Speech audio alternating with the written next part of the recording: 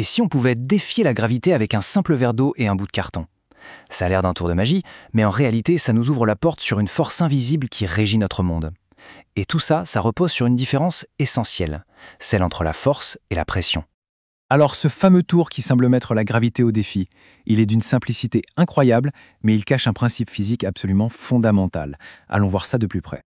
Imaginez la scène. On prend un verre, on le replie d'eau jusqu'au bord, on pose un morceau de carton dessus, on retourne le tout, et là, incroyable, rien ne tombe.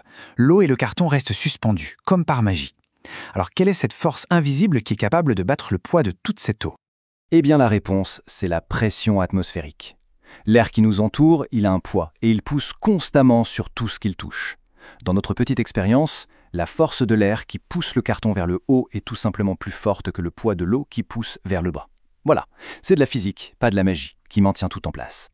Pour vraiment saisir toute la puissance de ce phénomène, il faut qu'on fasse une distinction super importante, c'est même le cœur du sujet, la différence qu'il y a entre la force et la pression. C'est là que tout va s'éclairer. Alors comment on fait la différence? C'est simple. La force, c'est la poussée brute.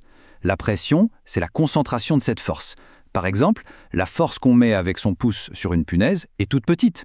Mais comme elle est concentrée sur une pointe minuscule, ça crée une pression énorme, assez pour percer un mur. Pour que ce soit limpide, imaginons une scène d'hiver. Un champ recouvert d'une belle couche de neige poudreuse.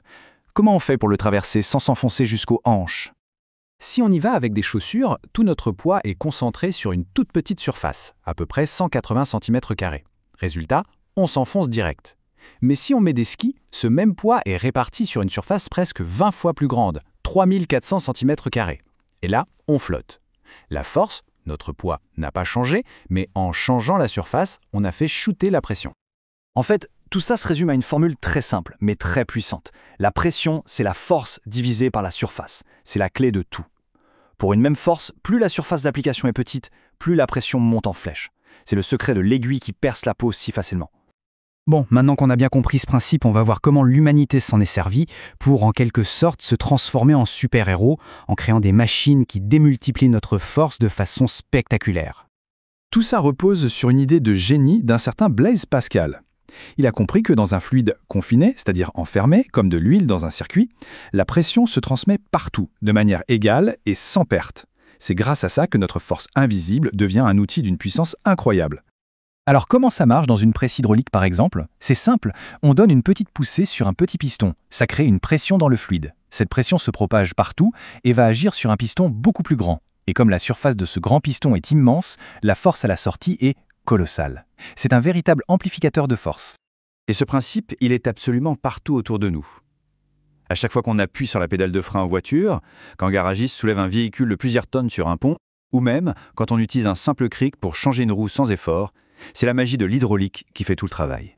Mais attention, cette force invisible n'est pas toujours notre allié. Si on ne la maîtrise pas, que ce soit au fond des océans ou juste sur la route, elle peut devenir vraiment redoutable. Regardez bien ce chiffre, plus 1 bar. Ça, c'est la pression supplémentaire que subit notre corps à chaque fois qu'on descend de 10 mètres sous l'eau. Pour vous donner une idée, à seulement 30 mètres de profondeur, c'est comme si plusieurs tonnes appuyaient sur chaque mètre carré de notre corps. L'augmentation est colossale.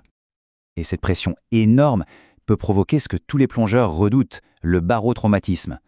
Ce sont des lésions très graves aux poumons, au tympan, simplement parce que la pression à l'extérieur du corps n'est plus du tout en équilibre avec celle à l'intérieur. C'est pour ça que remonter lentement et faire des paliers de décompression, c'est une question de vie ou de mort. La pression, c'est aussi crucial pour la sécurité sur la route. Un pneu sous-gonflé, par exemple, il s'écrase sur le sol. Sa surface de contact est trop grande, il surchauffe et il peut éclater. A l'inverse, un pneu trop gonflé a une surface de contact trop petite, ce qui réduit dangereusement l'adhérence. Bref, trouver la pression parfaite, ce n'est pas un détail, c'est vital. Alors, après ce voyage au cœur de la pression, qu'est-ce qu'on doit vraiment retenir? Finalement, l'idée essentielle qui relie tous ces exemples est assez simple. Le point crucial, c'est que la pression est avant tout une affaire de concentration, pas de force brute. La même force peut être une caresse apaisante avec la paume de la main ou une piqûre douloureuse avec la pointe d'une aiguille. Tout est dans la surface. Et tout ça nous amène à une dernière réflexion. Du bulletin météo qui parle d'anticyclone et de dépression, à la simple canette de soda qui résiste à une pression interne surprenante, notre monde est littéralement gouverné par ces forces invisibles. Combien d'autres exemples peut-on trouver juste autour de nous? C'est une excellente question pour continuer à observer le monde avec un regard un peu différent.